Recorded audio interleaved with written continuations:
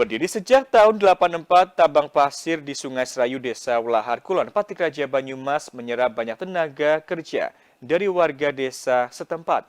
Banyak warga menggantungkan kebutuhan hidupnya melalui pertambangan pasir yang dijadikan sebagai sumber utama mata pencaharian bagi mereka.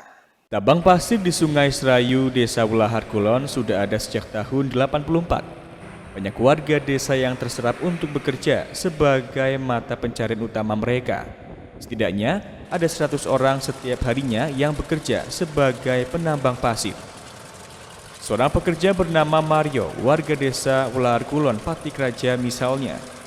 Ia dapat merasakan manfaatnya untuk mencukupi kebutuhan hidup bersama istri dan anak-anaknya. Setiap harinya, ia mendapatkan upah 80 hingga 90 ribu rupiah. Namun, penambangan pasir ini hanya beroperasi saat musim terang dan berhenti ketika musim penghujan. Tambang pasir di Desa Welahar Kulon itu benar-benar bermanfaat kepada rakyat Welahar Kulon, khususnya bagi yang bekerja di situ. Karena yang bekerja di situ itu melibatkan lebih dari 300-an orang. Dan tambang pasir di Desa Welahar Kulon itu sudah berdiri dari saya masih kecil, dari tahun 84-an. Dan aku bekerja di situ mulai dari tahun 94-95 aku bekerja di situ sampai sekarang. Dan di Desa Welahar Kulon itu memang benar-benar buat pencaharian sehari-hari untuk warga Welahar Kulon dan sekitarnya.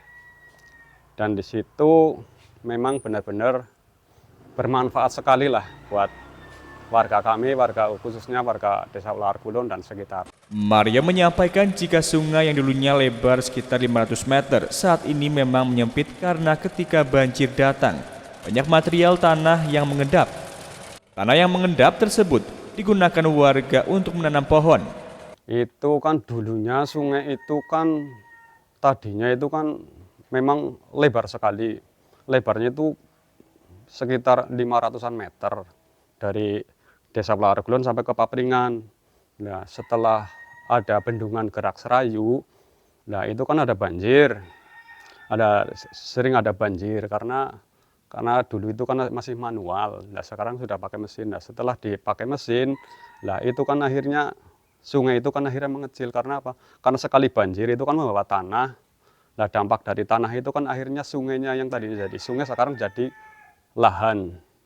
Yang sekarang jadi lahan, yang tadinya ada gedung itu sekarang sudah jadi tanah-tanah, sudah jadi tanah lah, sudah jadi bisa ditanami pohon-pohon gitu, pohon pisang, pohon apa gitu. Ya memang di situ ada abrasi, tapi setiap ada banjir pasti sudah langsung ketutup. Menurutnya, tambang ini sangat bermanfaat karena banyak warga desa mencukupi kebutuhan hidupnya dari tambang pasir. Meski sebagian ada yang bertani dan berkebun, jika tambang tidak beroperasi, dikhawatirkan akan banyak kepala rumah tangga yang akan kehilangan sumber utama mata pencaharian mereka dan menjadi pengangguran.